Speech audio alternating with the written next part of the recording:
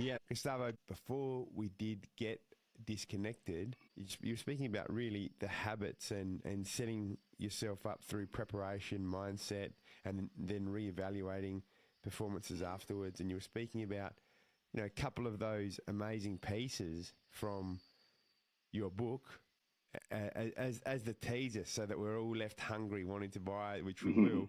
But yeah, can you continue sharing with us Yeah, what you were saying before? yeah. One of the parts that it's a big chunk of the work is the mindset.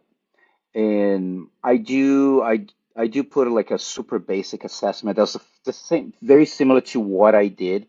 Just answering yes or no. Do you feel that you train better than you compete? Do you fear of making mistakes during competition? Are you afraid of disappointing others? Things like that. Just a self-assessment, just a kind of like overall, just kind of broad look. Because just with that, you can have an idea, you know. Um, so basically, one of the quotes I even have here with me, which is like I have in a book, awareness plus action equals transformation.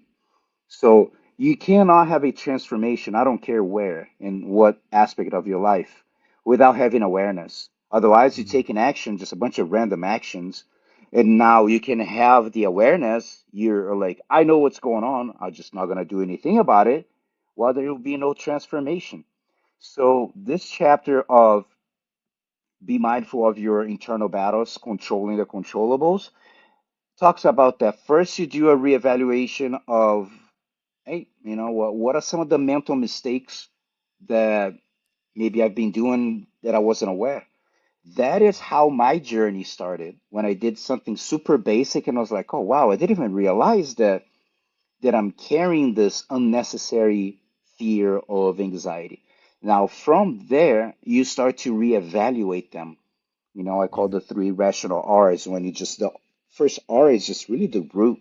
What is the root of the issue? Let's try to look into it, recognize exactly what that is. And now that you recognize, now that you are aware, you need to reevaluate. Like, okay, who told me that? Why is this true? Why am I accepting this as the truth? And and many times you don't question it, you just go with it. And whatever the dark passenger is saying, you don't question, you just accept it.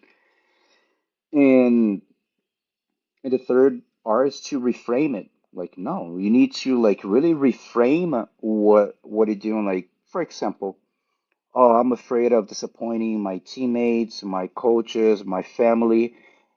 And let's be honest, there's nothing to do with them. It's all about you and your fear that they might think that you're not good enough. It's not about like I don't want to disappoint them. No, no, no, no, no. That's a self-esteem issue. Afraid of what, they might think that you're not good enough. So we need to really reframe and reevaluate and knowing that, I mean, people really care about you and love you. They will be next to you regardless you winning or losing. And if someone is actually avoiding you or not talking with you because you're not meeting their expectations, they might be doing you a favor. So you just look, reevaluate, and now you are aware that are like, man, I'm tripping. This is completely unnecessary. I'm carrying this unnecessary weight, bringing anxiety. No, I need to reframe this. My goal is to perform to the best of my abilities. The tools and knowledge I have right now can control the outcome. You can influence the outcome. How? Preparing yourself to the best of your ability and showing up your best version. That's all you can really do. And and that is a big part of you really analyze. So that's a big chapter that I share some stories, some study cases, and we're not in things of like of my journey too, of times that I was not aware of my dark passenger, and a super powerful message that is not from me, but this is from even Eckhart Tolle. He talks about this. You are not your negative voice. You're the consciousness who is aware of this voice. You are the observer of this voice. It's not because the voice said like, "Oh man, you're not good enough." Like, yeah, I'm not good enough. Like, no, I have a consciousness that I'm observing this voice, and I can basically I like to say that it's your dark passenger is your mental roommate. It's gonna be with you for the rest of your life, whether you like or you don't, and it will never disappear. However, you learn how to become more aware. Mm. And now we start to like really reevaluate because the book is it's about personal development, mental skills training, emotional intelligence. And the first pillar of emotional intelligence is self-awareness, followed by self-regulation, which is you can have the awareness, which is number one. You need to be aware of like what's going on, whether whatever issue that might be holding you back from being your best self in sports, in life, or whatever.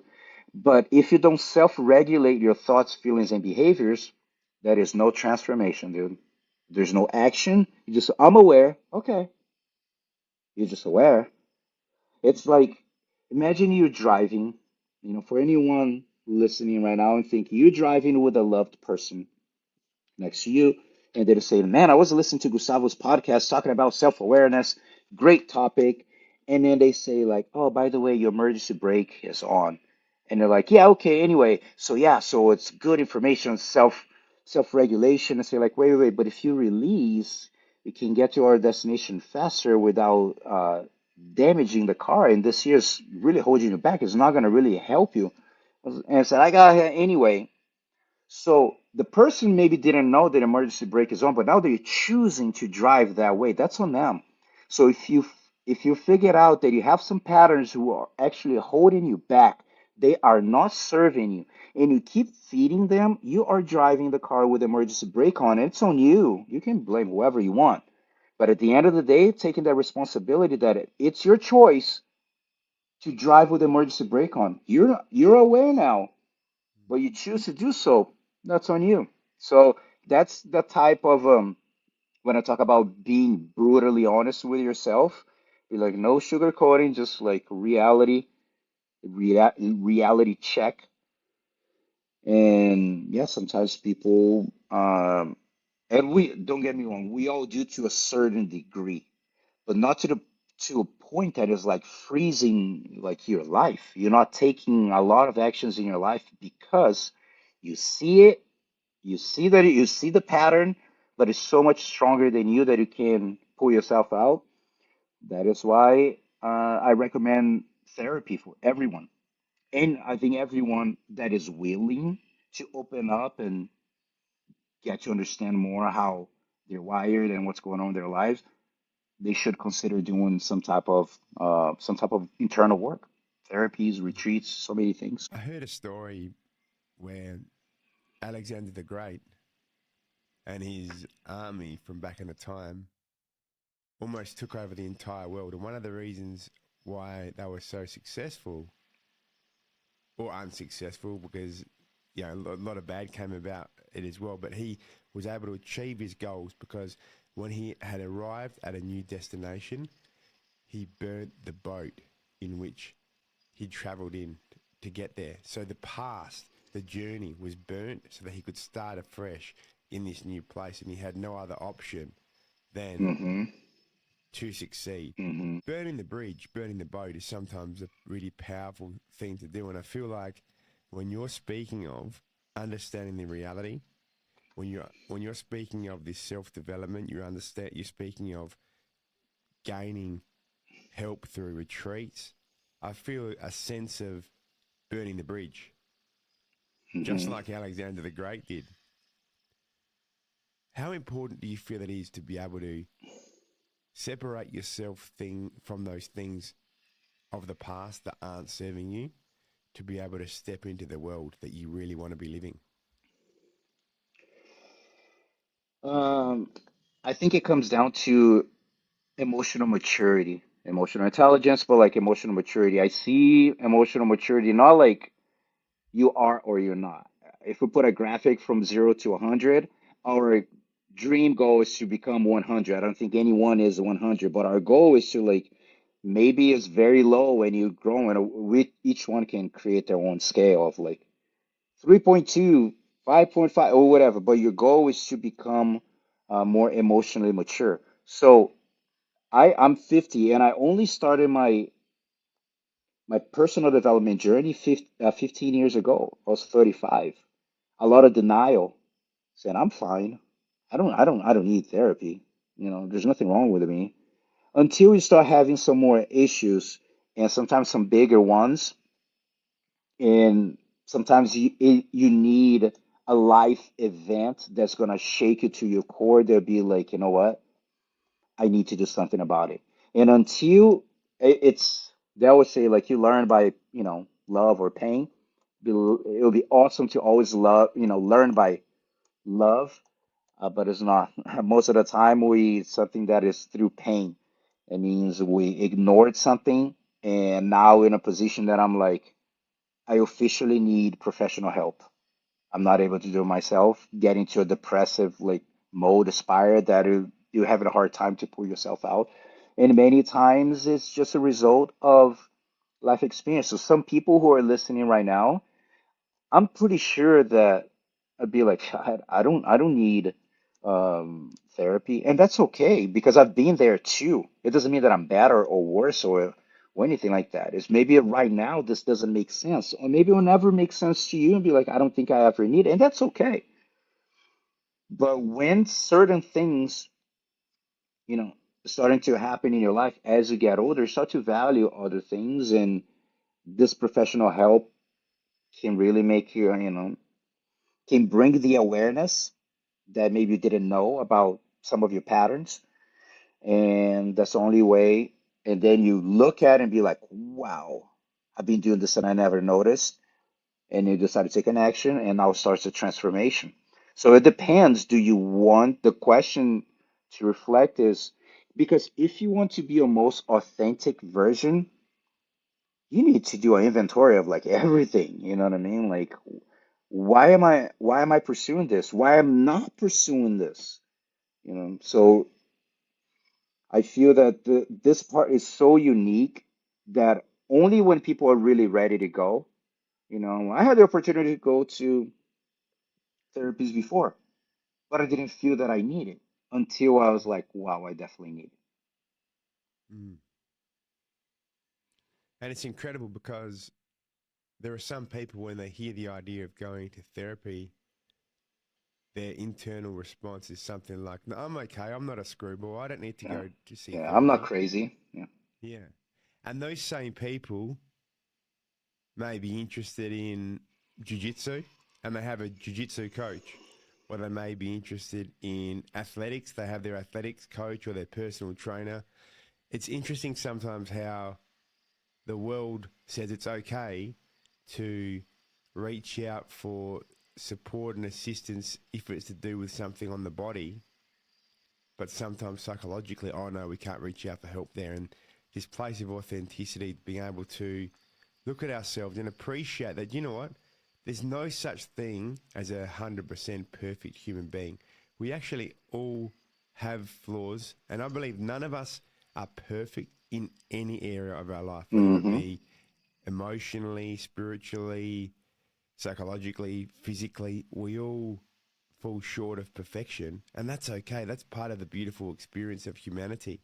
And I feel that part of life's beautiful experience is in the journey of aiming for perfection through the authentic, loving way to lift ourselves up and lift those up around us. And absolutely, it means seeking the support in a variety of ways of people who know, because there's no need to reinvent the wheel. If we can lean on the shoulders of others and learn through their experiences and strengths, that makes us better to then make other people better. So I appreciate Absolutely. your sentiment when it comes to therapy, and that this can be when you start speaking about therapy, there can be a level of heaviness and seriousness over the conversation. But I think it can also be seen as a beautiful positive step forwards. Oh yeah. You get to learn a lot about yourself. That is for sure. If you want to, because sometimes it's tough, it's tough to accept.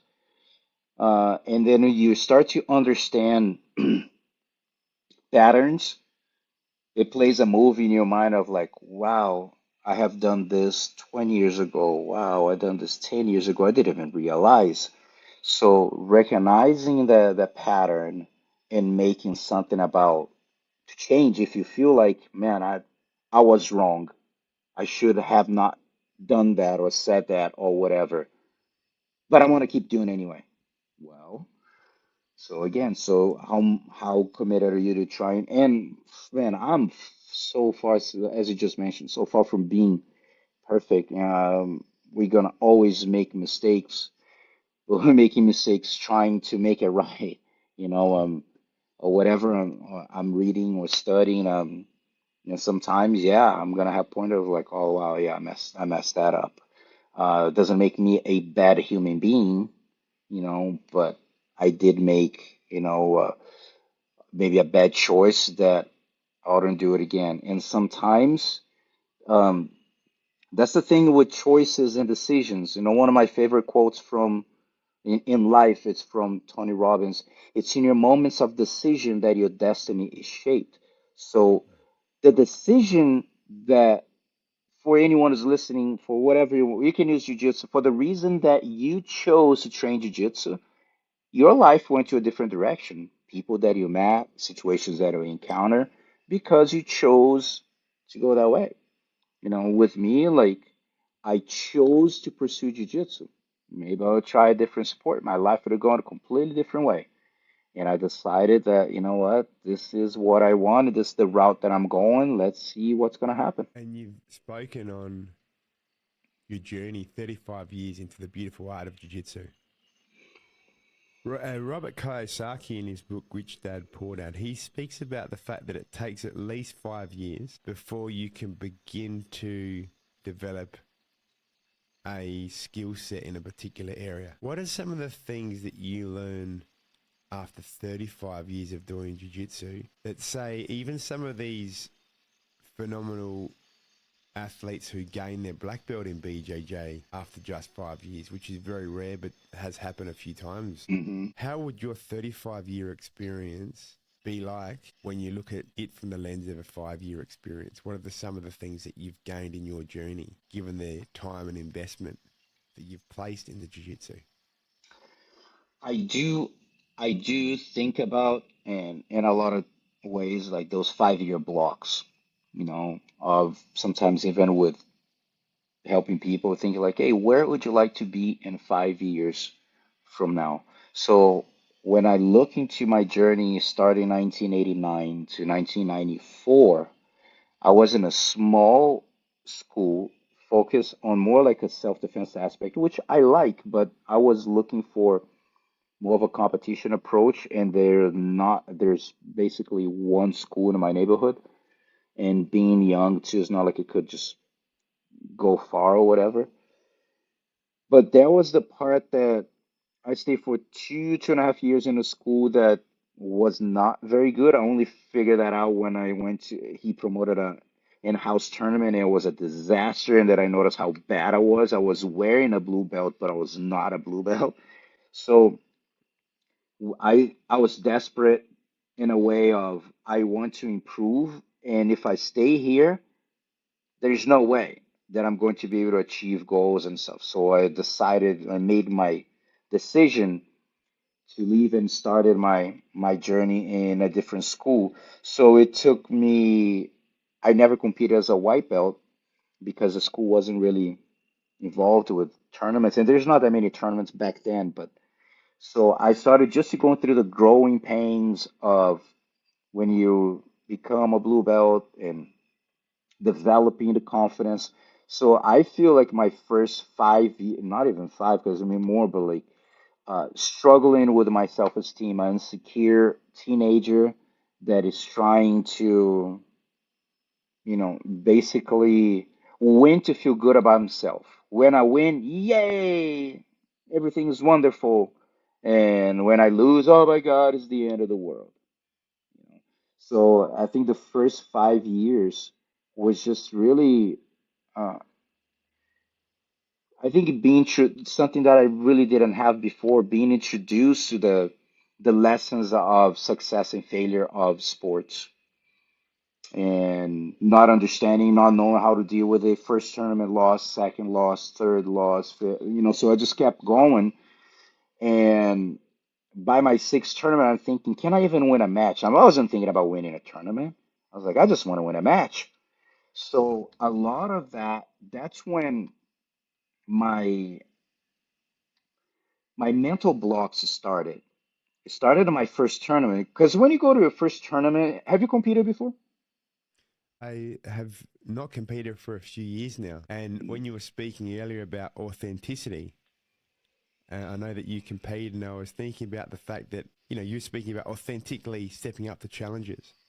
And a journey that I've been on intrinsically, Gustavo, using your language, is getting to a place where I honestly, authentically feel that jiu-jitsu competition isn't something that I want to be doing Mm-hmm. these days in my jiu-jitsu journey, even though I do love and appreciate the strength and the experiences and the learning that you can get from going into jiu-jitsu competitions. One of the highlights that I experienced was the last Mundial that was in the last World Championship that was in Rio de Janeiro at Maracanã Stadium. That was a pretty amazing competition to have been a part of. But we digress. You were speaking about competition, Yeah, Gustavo, and what this means.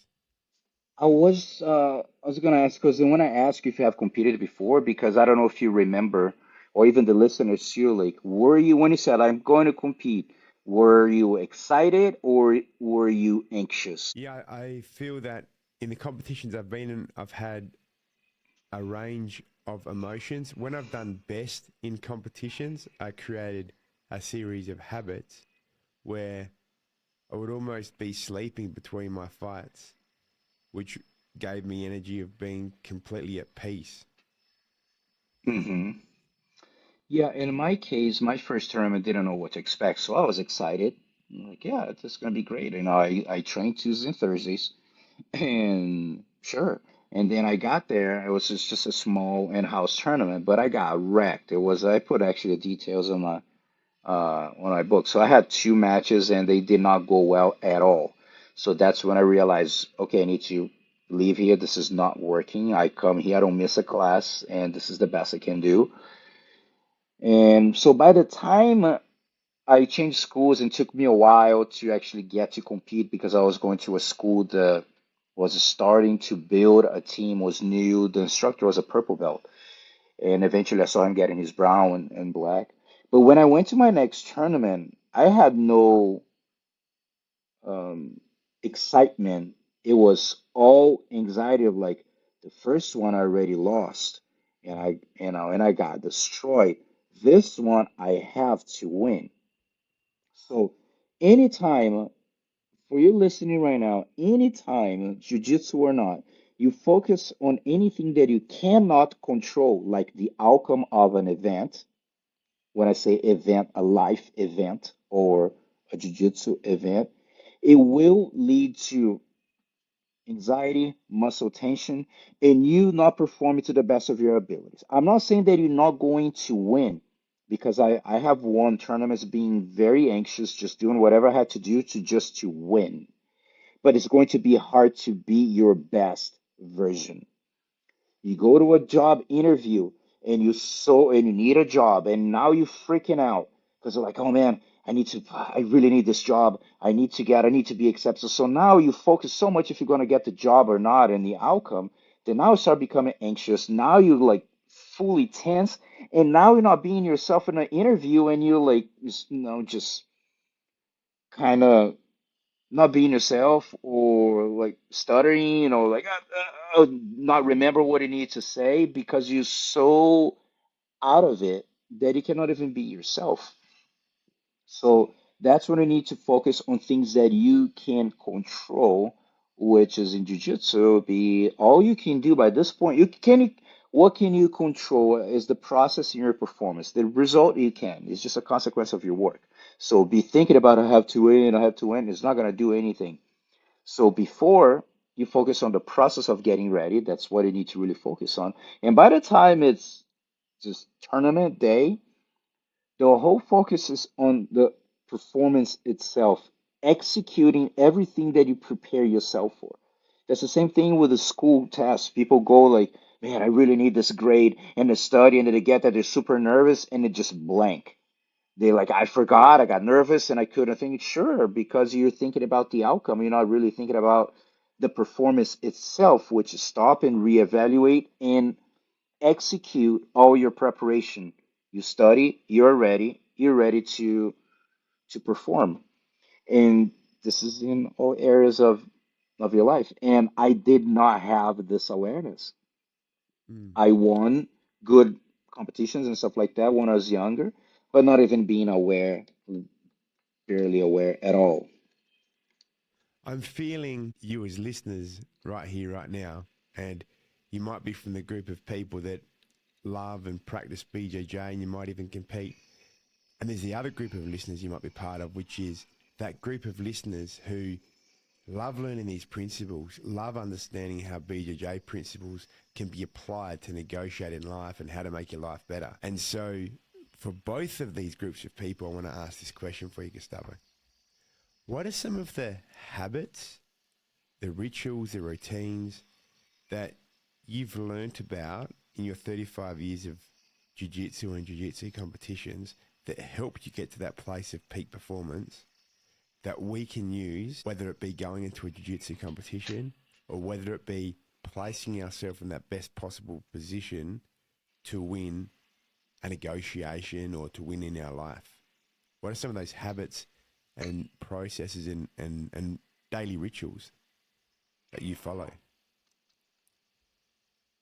When I look back, I was very lucky to train where I trained at Andre Pedreira School, um, Novo União HQ in Rio, and I was surrounded by some of the best guys ever, including Hall of Fame IBJJF competitors who are very close friends of mine. So I didn't reach a Hall of Fame status, and I felt like a lot was because I wasn't able to be my fully authentic version. Mentally, I think technically I was, but I don't think I was mentally prepared. And by the time I got my black belt, I moved to the US and then my life just went to a different direction. So I was kind of ramping up, doing well, getting just improving. And when I moved to the US, it's kind of like everything changed. A guy that I mentioned, and that would be someone for you to talk with. I can get you the connection with Vitor Shaolin. Yeah. He's a three-time world champion. Marcelino actually worked in with him in New York.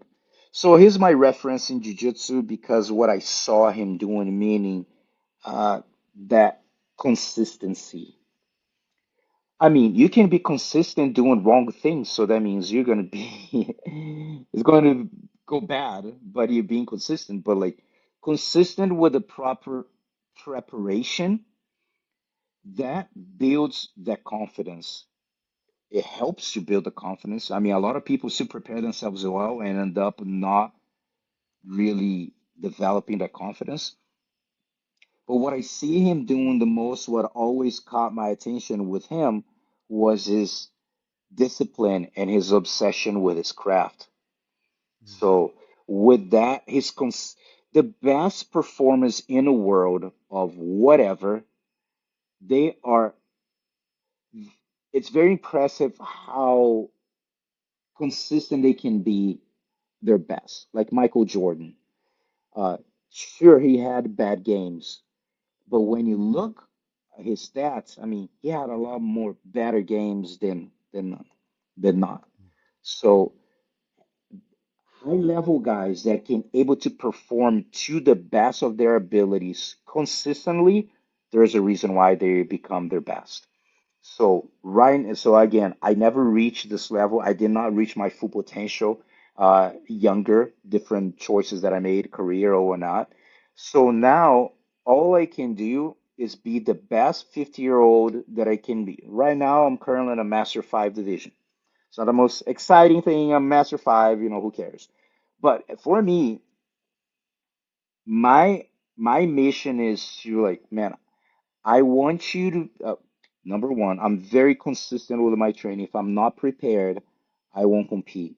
So I go very well prepared from the consistency of the training, the discipline of my diet, or training when I don't have to. And that's with anything that's in business, that's in school. You want to do well in school, guess what? You're going to have to put some extra hours. It's not just what you're studying at school. You're going to do extra work. And you're an entrepreneur, but I have another job. Guess what? You're going to sleep less. You're going to have to put more hours until eventually get to a point that you can just, okay, focus on what you want. But from all the best guys that I've seen, the consistency and discipline to their craft of making adjustments. So Shaolin was like since he was 14, 15 years old, there's no little parties for him. There's no, you know what I mean? Like he was literally obsessed. And obsession, sometimes I talk about this in one chapter. Sometimes obsession can have like a wrong connotation, a negative connotation, like, oh, he's obsessed, like it's bad. Now, tell me anyone in any field that they became the best, and I don't care what they do, that they were obsessed for maybe a certain period of time that is like, this is it. I'm not thinking about anything else. I'm going all in. If you want to really stand out in your field or whatever, the extra hours, the discipline to put the extra hours. That's all I can think of. Of course, being surrounded by proper preparation, proper instruction. For example, I again, I'm a master 5, right? So um, most people going to just do the jobs and then they train you know 3 times a week and they do the tournaments and that's okay. They uh, go participate in a tournament. I was brought up in a different mindset of a school that we don't go really to participate. You know what I mean? It's either you prepare yourself to be a contender or you just don't go. I'm talking about the higher level guys. So, for example, right now, uh, I've been training. I took some time off, years off for like injuries with my neck, and there was actually, I did a shout out to New Hope Regeneration. I did a stem cell therapy that really helped my neck and got me back on the mat, so I started competing again. And right now, I've been in preparation for another tournament. So sure, I do have a nutritionist. I do have a strength and conditioning coach. I do have a chiropractor, a physical therapy. I do my recovery. I do have massage therapist. I do work on my mental game and train jujitsu, study jujitsu. So it's a whole package that that consistency of putting all that work together builds my confidence to go there and know that I deserve to win. And if someone's gonna beat me, they better got very close to what I did. They put a lot of work, otherwise they are not. So there's an interesting thing. Do you know there's a difference between self-confidence and confidence? So self-confidence, when you think about it, it's about you're self-confident in your ability to play close guard. You know mechanically how to properly you do an armbar, and I have my guard, and I do a spider guard, and I'm very effective. I understand mechanically. So you're confident that you know how to apply the skill properly. Good. Now, confidence is the assurance that you have that you can utilize that everything that you train and actually beat other competitors. Because you can have like, I know I do have good technique. I'm aware. It's not like, oh, I'm not sure if I know how to do an armbar. Like, no, I know how to do it. But now, can you beat that guy? It's like, oh, I don't know. So for you to develop your confidence, of course, the self-confidence of developing the skill that you're doing that, but it's a combination of things. Like, I want to go win with a tournament. I don't go win. This is Gustavo speaking, okay? And I'm not saying that everyone needs to be like that. I'm just being my authentic self. What I wrote, that's what I'm saying here. Um, That's again, it's not, like there's people that are going to a tournament to participate. Like, cool, it's fun. Like, no, I go my intrinsic motivation that I want to show myself that I can do it. But if there's a goal, I want to achieve it, and I'm coming in to win. And if it doesn't happen, I took second, so be it. But I'm not going in like, oh, I got in the round medals. I'm podium. I don't play that. And any high level guy don't play that. You go there aiming for the first place. If we couldn't get the highest place possible, man, I couldn't do it. I took second. Man, I couldn't do it. I took third. Man, I couldn't do it. I didn't place, but I put myself out there. I went there. Let's go again. It's developing a conviction. It's not even just an you believe. Conviction is something stronger that it's like they're gonna have a really hard time to beat me. There's times that I had a conviction, full conviction, and I lost. End up losing, and I was super confident. That means someone did better. It is what it is. There's no excuse. Someone did better, and I convinced myself that because of the consistency that I was talking about, because of the discipline that is stuck with the plan. There's a plan. I have a team that involved like 7 different people. They made a plan for me. I wrote it down. I have it here right in front of me. Maybe people who listen to the audio version won't be able to see it, but I have a calendar here showing what needs to be done and when I do it and if I don't. Yeah. So at the end of the preparation, I take this with me to the tournament. I look back and be like, dude, I really did everything I need to go. Like for my preparation for the Europeans, I have like a specific six weeks plan, 6 week plan. I missed one day and I was out of town. And at a Christmas Eve, the 24th, I trained the day before, the 23rd, and then I hurt my rib. And the next day, I wanted to get one more day, but I woke up and was like, dude, if I train, I think I'm really going to make it worse. Found a gym to do strength conditioning, but it was something that was in the paper and I didn't do it. But there's a reason why. So I put in my book to the phrase ink it, don't think it. Just really Yeah. not like, yeah, I'm gonna do this. No, no, no, no. Write it down, dude. Write it down and stare at it. Are you doing your job?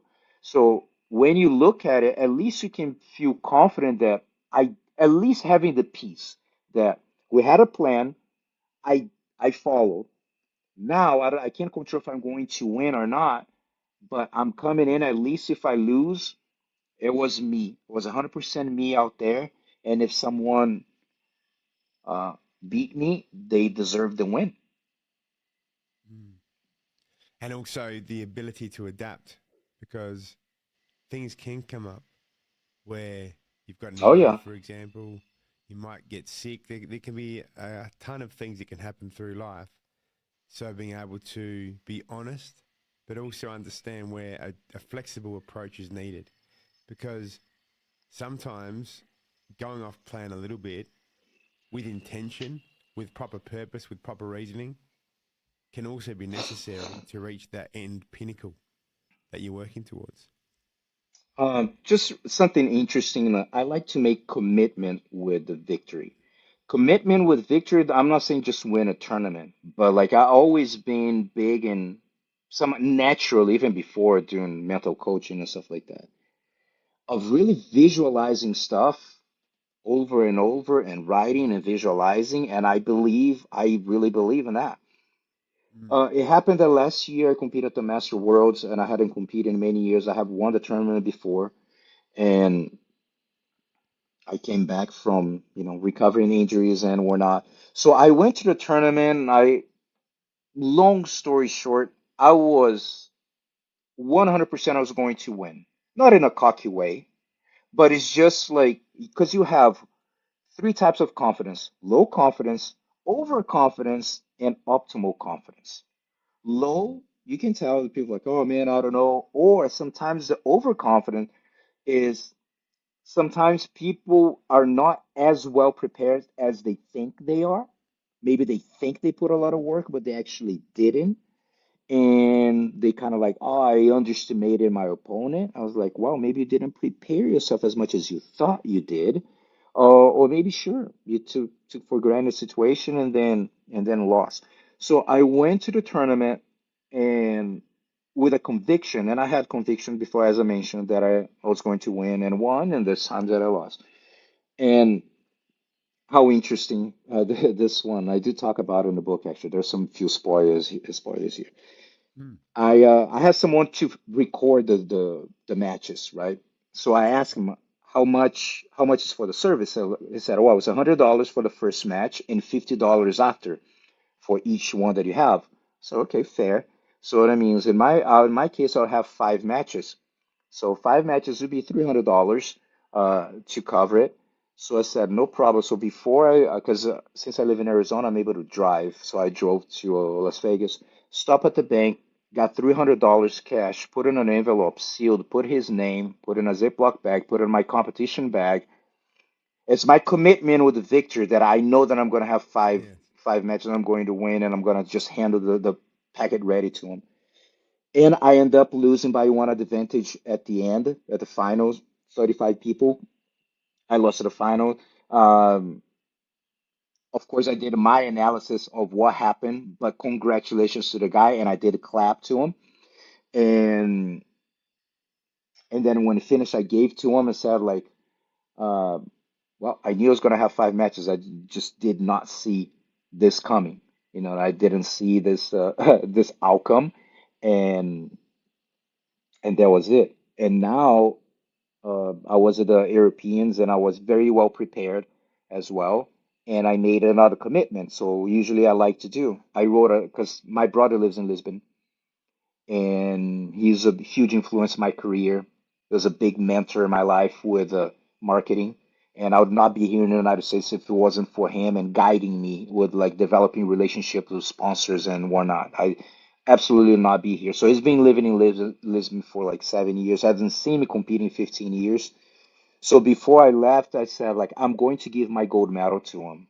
I don't know if I'm going to win the medal, but in my mind, I have a conviction that I'm going to win. So I wrote a letter for him and his daughter. She's a aspiring swimmer that committed to go to the Olympic Games, and I believe because she's very different.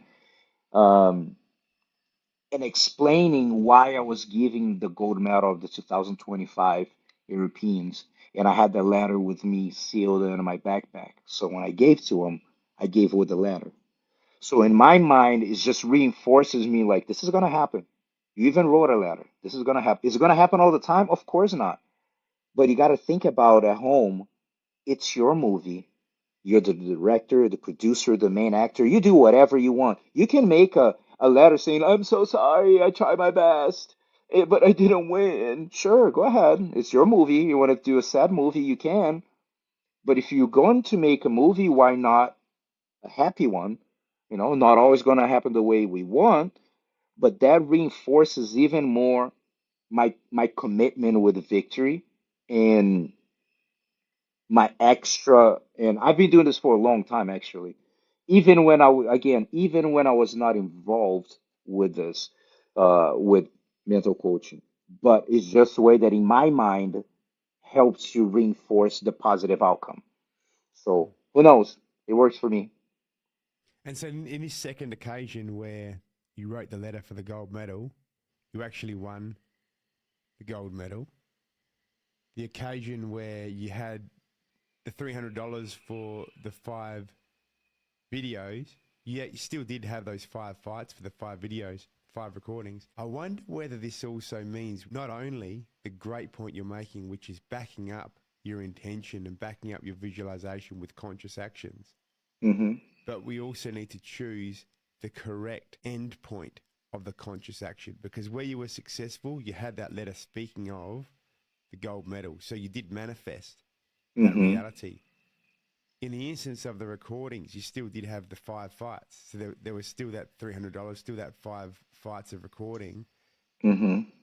So you achieved that manifested intention because your action was the five fights, not the gold medal at the end. So Hmm. I'm wondering, does this mean we need to also be very conscious in ensuring that what we do in terms of our visualization and those actions we take to get to that end point are really pinpoint focused on That the is a end point that we're really seeking. that is a very good point that you're bringing because I put a video and I talk about this on YouTube that when I lost, I wasn't mad. I was shocked. I was shocked because in my mind I did everything and then but I knew that there are lessons for me of course I knew that I was gonna learn and grow from that experience. And my goal wasn't it this is for the Master Worlds last year. My goal wasn't necessarily to ensure I have because you have three types of goals. You have the process goal, your performance goal, and the outcome goal. So my outcome goal is to win. Sure, that's what I'm trying to do. But my main focus was in the performance goal. When you focus on your performance, the outcome takes a back seat in a way, So I just put in my mind that I'm gonna have the best performance of my life, and that's what I wanted. Like my main goal was like I want the best Gustavo possible on a mat, and I know that for someone to beat me when the best Gustavo shows up, it needs to be someone with a world-class pedigree. I know that. I know where it came from, and I lost for someone that does have world-class pedigree. If not, I trust where I'm coming from. I trust I do have confidence um, on that. And at first, you have the initial shock, but I was really valuing that. Man, it felt incredible to just be my authentic version. It sucks that, and I lost and I could have won if I played a different game and I tried to be a little more methodical or whatever. I just went paddle to the metal and I just said like, you know what? I'm going. I'm going all out. And at the end, it cost me a little bit of getting a little tired towards the end, and he did it better. So for for this for this one for the Europeans, still the same. The goal always going to be the outcome goal. In my case, always some people are going to say my goal is to podium. My goal is not podium. Outcome goal is always first place. If I get something else, I'll take what I deserve. But there's no other goal, at least in my mind, you know. But depend, people are in different moments of their journey. Some people still develop their jujitsu. Maybe they're going against people who are a lot more experienced than they are, and they want just to place. And I understand, you know, but at this point of my life, that is what I'm thinking of. So the Europeans, my goal was like, sure, I'm gonna win, make that, the gold medal, make that, give that to my brother and everything. And but at the same time, it was like, I'm gonna have a performance even better than the Master Worlds. I wanted my Master Worlds to be my baseline of like, it's from here and up. That means every time I compete, I need to make sure that it's my 100% self there. So if I am prepared and I really work on my consistency and my discipline, I believe my confidence is gonna come higher. Like I know because I know that I literally did everything I could to get to this position. And the Europeans, it felt great. I had four matches. No one scored anything on me, and I had a very good performance, even better how I expected. So now I'm preparing for the pans. So in my mind, there's no other option but first place. It can happen that I can lose. It happen I can lose in my first match. I understand. But in my mind, I'm going in for the first place. And I'm doing my training, I'm doing everything, and they better be ready too. Otherwise, it's not gonna work for them. So I know that for someone to beat me again, it needs to be someone that is a world-class pedigree, who is prepared, who's taking this seriously.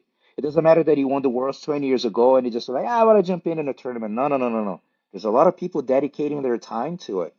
So if, especially for people who are listening, maybe you want to go to big tournaments like that, like a Worlds, a Master Worlds. If it's already challenging for people who are really putting the time and really dedicating, imagine someone that is kind of. It's not going to happen. You're not going to win. Maybe, sure, you can try to place, but like winning first place, being a contender, it's just not going to happen. It's not like high level doesn't work like that. One day, oh, I just click. No, it's not like that. You ramp up. You're getting the momentum because you start going with high level guys. Sometimes you don't beat them, but you have a great performance and it's a very close match, and you lose the match, but your confidence goes up to be like, I belong. I can't hang with these guys. It happened that, I need to make an adjustment, a little detail here and there. Now, if you're always getting like ran over, that means there's a lot of work to do. There'll be a lot of technical aspects, strategic, hey, reevaluate why you're not having the outcome. But the tournaments nowadays, like a Master Worlds, dude, I don't think people realize how challenging that tournament is. We're talking about people who maybe like, again, I train 3 or 4 times a week. I just got my black belt. I want to compete. Now you go in and whatever, Master 3, Master 4 with a guy who was a former black belt adult world champion who is like extremely experienced. And you better bring it because otherwise it's not gonna go well for you. So that means you need to be fully prepared, believing that you can win. If you think that like maybe can win, you're not going to win. Period. Period. And this is like any sport that you're going against high level guys, and you're like, oh, I'm sure that if you can, you won't. Until you develop a confidence that you belong. I belong here. I belong to compete against this guy. I can win. You can do that. It's not gonna happen. At least I don't see. I'm sorry. I'm not being a downer or like I'm just being realistic. People are preparing themselves very, very well. And if you kind of preparing yourself, it's not gonna happen. And this is like in the market too, business. People are putting the hours, people are studying, getting new skills, developing their craft. And some people are kind of developing. Of course, the person that is being consistent, disciplined, and putting the work gonna have better chance of achieving the outcome that they want. It's not guaranteed, but at least odds are in their favor. Yeah, and remember, guys, that everything that Gustavo's been saying in terms of preparing himself for a jiu-jitsu competition, in terms of having the people around him that support him in his journey, in terms of also carrying this level of confidence forwards, stepping into the arena not to just take part, not just to get a podium finish, but to actually win these competitions. The principles that Gustavo's been speaking of are the same kinds of things you can be doing in your own lives and in your own negotiations. So, for example, if you're stepping into an environment that maybe you're not feeling completely comfortable in and you have to negotiate, you're negotiating for community, you're negotiating for your family, you're negotiating for yourself. If you can have those rituals in place and have that support with you and through your journey, and also step into that environment, that negotiation table, confident, expecting authentically to win, that's definitely going to put you in a better place to achieve the result that you're negotiating for. Gustavo, a lighter question here, but I'm really interested in knowing what's your favorite BJJ technique and why?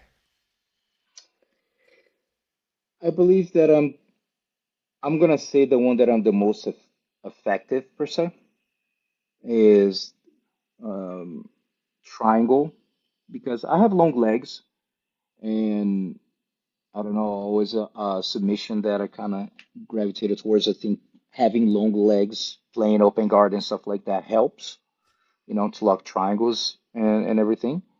And so, yeah, if I have to say a technique or to say triangle, and over the years, I really have to like because of mindset. I used to be this term in Portuguese, guardeiro passador, like you're a guard player or a top player. So in the 90s, this was like super circle. Oh, he's a guard player. Oh, he's a top player. And now you create negative self-labels that, oh, I'm a good bottom player. I'm not a good top player. And the reason why I'm saying this because I made those mental mistakes before of labeling myself not a good passer. Now next thing I'm passing the guard, and this happened by the way. I'm getting to a side mount. I'm establishing, And now I'm in completely loose focus. Like, oh my God, I'm not even a good passer. I'm here. 1, 2, when it's about 3 seconds, I got to push it away. And then I get advantage. I don't get a pass because I surprised myself. I didn't believe that I could get there. This happens with so many people in so many ways of like in different areas of your life. You put in a negative self label. Oh no, I'm not good in history. No, I'm not good in computer. Like, well, that's what it is. God just put in a word saying like, you, my son, you're not good in history. You no, you cannot be good in computer. There's a book called Mindset by Carol Dweck, Hmm. and it's an incredible book. And I mentioned on my book too about the growth mindset and the fixed mindset. And creating negative self labels is exactly what that is. The fixed mindset that things are like, oh, it's just the way it is. Is it? There's no way that if you put time and dedicate, you can improve. I'm not saying you're going to be the best in the world, the best ever, but you really think that you cannot improve your skills on something? So I had my mental blocks regarding to that. And I didn't know until I started studying, becoming aware, taking actions of addressing my mental blocks. That I used to say that I wasn't a good passer. I started forcing myself in tournaments to be like, I'm not going to pull anybody. Either I'm going to go for a takedown when I let him pull. So I started to develop my even though I was decent at the school, I Yeah. wasn't confident at the tournament when it matters, Yeah. under pressure. So a lot of those in this those type of like blocks that you can identify in your life, they're the ones that you need to attack. Oh, like I'm not good at public speaking. Go do public speaking. Yes. You know what I mean? So like things like that that are attacking some of the fears. Why you feel this way? Why? Just curiosity. Why you feel this way? So I used to say that I was a slow starter. So I ingrained in my head that every time I go to a tournament, it take me a while to warm up, and then sometimes towards the end, I warm up was too late. Because in the beginning I ingrained in my head that I was so anxious that I remembered that I would be like take me some time to wake up. So I started doing that and I would be reinforcing that, saying that I was. So guess what? You're gonna act just like you know, like you believe. If you believe in slow starter, you're gonna behave just like that. So I had to like change that and be like, wait a minute, I can start any way I want. I don't have to start this way. I can start faster. I can start slower if I want. I can start faster if I want, and I start to reevaluate. So the sometimes you don't realize or take for granted the expression "I am" or "I'm not." The power of the saying "I am" or "I'm not." I am not a good whatever. At the same time, I am good at this reinforces. That's nice. Like me, for the longest time, I used to say, "Oh, I compete better than." Sorry, I train better than how I compete. I ingrain in my head, and I do use positive affirmations, telling myself, "You're a better competitor than in training. You're a better." Yeah. Today, I was doing my recovery. I was doing some mental training, and I remember that to myself. Like, remember, you know that and when you perform, you step up. You do even better. You're faster. You're more aware. You're more focused. I'm like, yes. I gotta always remind you if I see my dark past and you're kind of going like, yeah, but this guy here, he won or like, I don't care what he won. I just know that I can be my fullest self. So you need to catch yourself when your dark passage is just like you're having some good moments and suddenly your dark passage starts to dragging you to his pity party, like, come over here. Come here to the part that, like you're not good enough. And other people are better, and then you don't know if you're going to accomplish your goal or not. You need to right at the spot and be like, wait, wait, wait, wait, wait. That's their roommate. You don't have to listen to your mental roommate. That's their opinion. You don't have to listen to it. It's hard, easier said than done, you know, but that's when mindfulness practices come in, meditation practices come in. They do help a lot. Yes. Something that I heard recently as well was when you catch that shadow part of yourself speaking those limiting thoughts about not being good at something or critiquing you unreasonably or just giving that dark messaging. A fantastic habit to bring into that sort of situation is three reasons why it is so. So, as an example, it might be, oh, I'm not a good negotiator. Just say the shadow self brings that thought forward. Well, then the habit through awareness and repetition and discipline to then create is catching yourself and then giving three reasons why, in fact, you are a fantastic negotiator.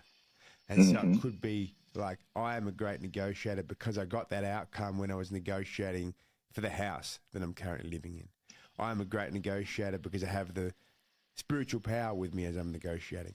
I am a great negotiator because I'm listening to rolling through negotiations and getting tips all the time, whatever they may be, but having three reasons to catch on a negative thought as a powerful way of creating that pathway and self-belief, as well as obviously meditation and everything else that you've been speaking about, Gustavo.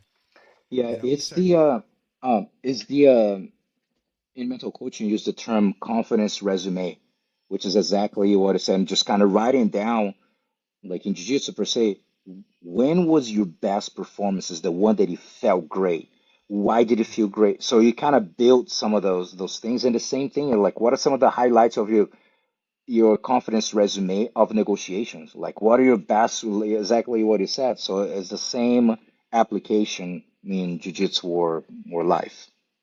yes, and as another really amazing point you were saying before is the words that we speak after these two words of I am. And there's in fact a story in the Bible where Moses goes at the top of the mountain. It's a story of the burning bush. And I think the mountain is called Mount Sinai. But Moses, he was leading peoples through the desert. He went up to the top of the mountain. And this is one of the very few places in the Bible where God actually revealed himself. The bush started burning, and Moses is there looking at the bush, thinking, wow, what is this? He gets closer and he sees this image. And Moses is yelling out, who are you? What are you? Because he could feel such strong spiritual presence and this imagery within the bush. It was incredibly overwhelming. And the voice of God spoke to Moses, speaking, I am who I am. They were the words God spoke. Nowhere in the Bible does it actually have the word God, or does God refer to himself as God. But he does say, I am who I am. So if we're a believer in God, or if we're a believer of something bigger being out there, I believe that this story, God referring to himself as I am, is a deep spiritual reason as to why we need to be incredibly careful in our image, in the ways that we describe ourselves, and being conscious to describe ourselves in the way that we are positively and that we want to be when we use those words I am. Absolutely. And man, it definitely it plays a movie in my mind when especially going through finishing the book and sharing a lot of stories of, like, again, moments that I did not have the awareness. I just didn't know. For example, I developed 10 years ago, I developed this thing called the top 10 mental mistakes jiu-jitsu competitors make and how to avoid them. People can find for free, can download for free at the bjjmentalcoach.com or the YouTube. And in 2020, during the pandemic, after interviewing so many people, I developed the top 30 mental mistakes jiu-jitsu competitors make and how to avoid them based on things that I've done. The top 10 are all I've done, and the top 30 are, like, coaches and athletes mentioned. I was like, huh, I never thought about that. And I would just start to together. And one of them, part of the top 30, was settling for the result before the match. I've done that once and I learned my lesson when I was a purple belt. But I see often that that's something that I always catch people, and I give two story cases, one successful, one not, with students of this topic. In 1996, for people who don't know a little bit of jiu-jitsu history, the first world championship in Brazil was in 1996. Okay. Um, so so I competed in this first one. I didn't have the qualifications to get into the tournament. They had you must have placed in certain tournaments or whatever, and if you were like first place or second place in your state, you could go. And my best result was third at the state, so I couldn't go. But I went to a national trial the week before, so they don't have this in US. But back then, to go to the tournament in Brazil, either you have to be pre-qualified at a tournament or you have one final shot. So I went to this tournament, in this case the national trial, kind of like, ah, it would be cool to compete at the world championship. This is so new. It's just suddenly like, hey, by the way, now we have a world championship. Like, oh, that's kind of cool. So anyway, so I ended up winning the trial, and they qualified two people from each weight class. And so I won my side of it because it was like, I think it was eight guys in each side, and then there's no finals. Just like, we're gonna take two. Each one who wins each page, we take the two. And so I went to the tournament. I had no business in winning that tournament at all.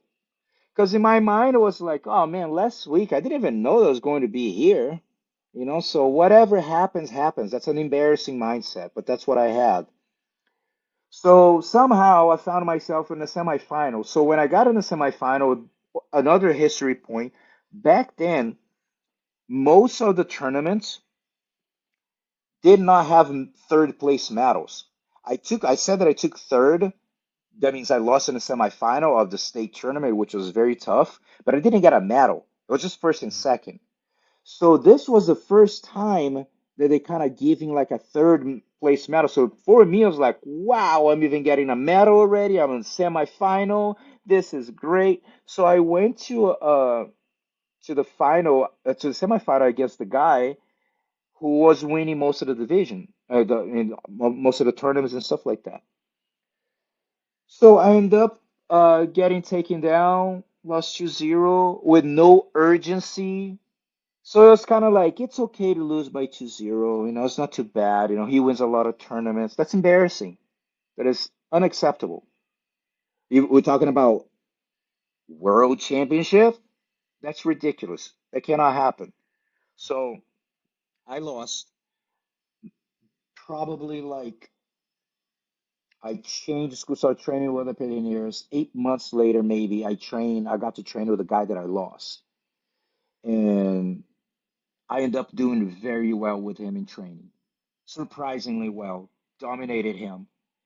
And that did something to my mind of like, look at how many tournaments you settled before and you gave so much credit to someone else and you weren't your best self because you never questioned it. So at that point, I never made that mistake again, by the way, of coming in like, oh, maybe, oh, it's okay. I'm already here in third place. No, dude, no. Impossible. Now, impossible at all. It doesn't even cross my mind. But I didn't know. Unfortunately, a lot of people still do that, and I witness in the book I talk about the good and not so good stories of like one being able to catch someone was in the process of doing that, and the other one had a poker face that I thought was fine and was not. I was already settling for like, it's okay. I already got a medal, and that's fine. Any high level, there's no place for that. It's like we're all in, and it's business or whatever. We're shooting for the best possible. If I couldn't get, okay, second place, third, or whatever. But and then in 1997, I went back with a completely different mindset. I was a completely different human being. And not only that, I had a year and a half before because the first Worlds was in January 96. Summer in Rio, no AC in the building, disaster, it was awful. So 97, they said like we need to do in winter in Brazil. So that was June, July somewhere. So that was completely different. So I was a different person, and I ended up winning that tournament, having a very good performance, and I could go on and on with the whole story behind, which is in a book as well. Fantastic. You've given us plenty of previews, plenty of teasers, and I'm sure we're all jumping out ready to reach this book once it's published and available online in in April. You said it should be available. I really hope by because at first there's certain things that I don't have control that being designed like the cover, now editing the audiobook version and some final grammar revision of the Portuguese version. So hopefully by April can get this out. So we'll see. Awesome. It's exciting.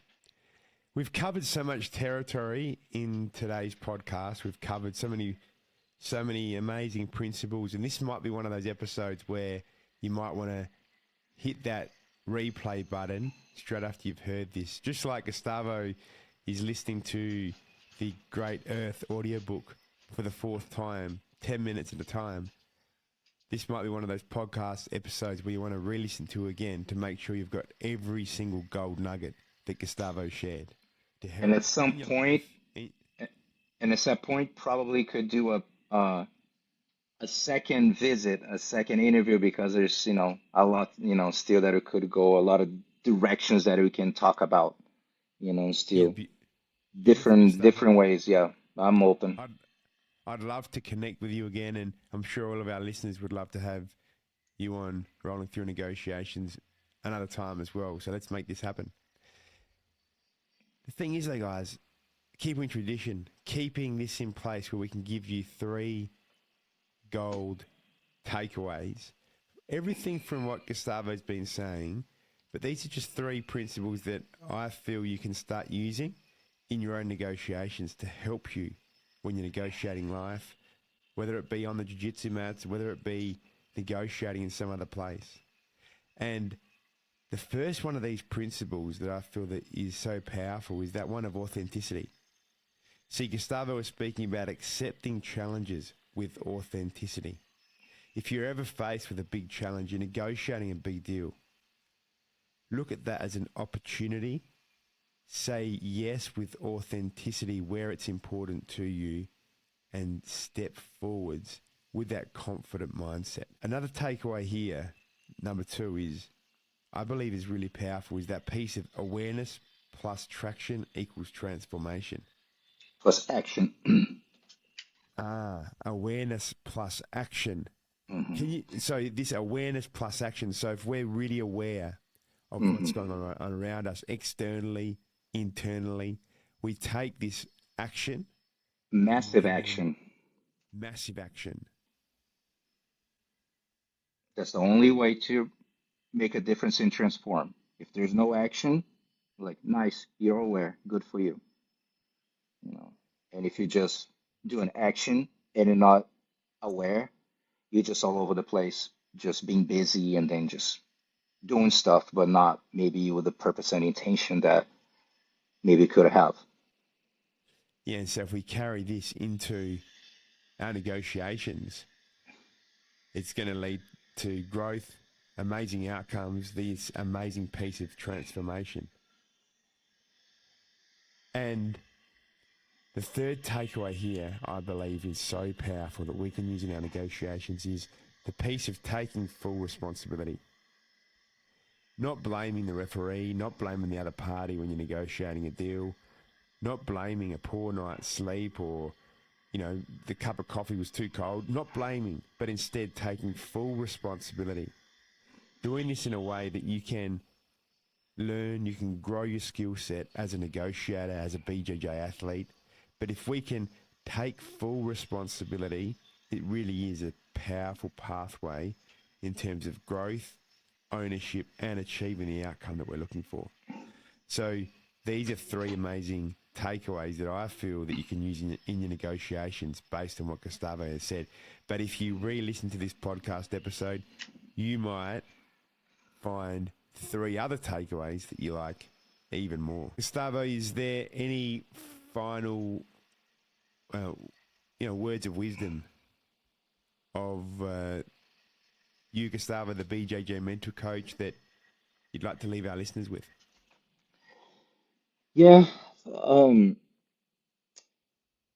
man, I think I nowadays I think a lot in the word about the word gratitude that I feel like we take for granted many things, right? And one of them that I have a gratitude journal and I think about it, but like one of the things that for everyone to consider is like when I wake up, the first thing that I do my best to think of is thank you for breathing. We don't realize that sometimes you're taking a breath right now. Someone's doing that for the last time in their life right now, or breathing out for the last time. And you get to breathe and you wake up, it's a good day. You're breathing. When you go compete, a key word, I know of my authenticity. I know that is my key word for competing. However, like the day of, besides reminding myself to just sure to be my best version, gratitude of man, number one, I'm especially me, I'm 50 and I'm healthy enough to challenge myself. How many people would love to be? Because if you do jujitsu, maybe going to a tournament, think about it. How many people would love to be in your position? I'm not even talking about a big tournament. Could it be a small little tournament? How many people you know in jiu-jitsu that are, man, this guy was super into it, got caught with life, stopped training. Now he just once in a while goes flow grappling on YouTube, is always picking some jiu-jitsu, saying wish you would get back to training. And for whatever reason, they they cannot train. Financial, health issues, time, whatever.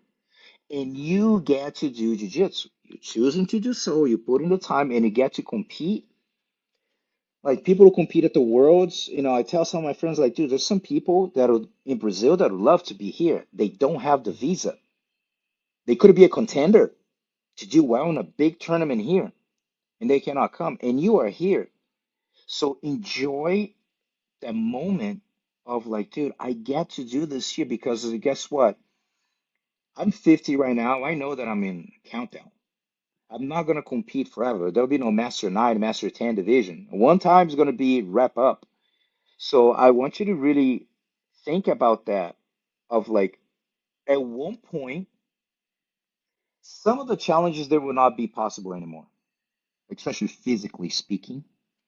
They would be tough. You can as far as like let's say tournament. So I do think a lot about the word gratitude, of being grateful, of being healthy, to train, to be active, to compete, to be able to afford to go to a tournament. All things that play a move in my mind and in my life, and I talk about this in the book too, of like how for even me to arrive in the United States, you guys have no clue, the journey that was to be able to raise money, to be able to do it's so it's not that simple, right? But just being grateful for the opportunities that I think when I was younger, that the word gratitude never even crossed my mind. Not even. Just I want to win, I got goals, that's it. And never really taking a moment to, by the way, be grateful for the opportunity that you have. Be great. Don't kind of not just underestimate, but take for granted your health. Because without health, we're nobody. We're nothing. So it's really being healthy to sure to be thankful that you're healthy so you can be your authentic version. You can go after your goals and dreams. We all need to be healthy to do that. Otherwise, it's game over. So, uh, just something for people to reflect and just keep that word gratitude in mind. That's an amazing message, Gustavo. And yeah, everything you've shared with us today, your work, it's inspiring. I really encourage you to keep your eyes out. April, hopefully, the book will be available to do with the 10 rules for authenticity and much more in Gustavo's book, Inner Discovery for Outer Success, once it's released. Thanks for your time coming on to Rolling Through Negotiations today, Gustavo. Thanks for joining us. Keep on listening to Rolling Through Negotiations. Remember to like, subscribe, follow, and tune in every Thursday as a brand new episode of Rolling Through Negotiations podcast comes out. Gustavo, I love this bit, particularly when I've got a BJJ guest because they know where I'm coming from. I actually end the podcast like this with us. Us. Yeah. Thank you You've got the guys. same on Appreciate yours, it. don't you? Yeah. Us on yours? Yes. Yeah. I think I do. Yeah. Yeah, Yeah. I think I think yeah, cool. Yeah. I appreciate everyone. And Gustavo Dantas BJJ on Instagram. Usually I put stuff there, so we get some news, about the book and other things that I do. See all the links, for sites and things that I do. It's right there on the profile, so you can kind of navigate it a little and just learn a little bit more about some of my ventures. All right, so remember to check out Gustavo's Instagram page as well. Love your work, Gustavo. Thank you so much.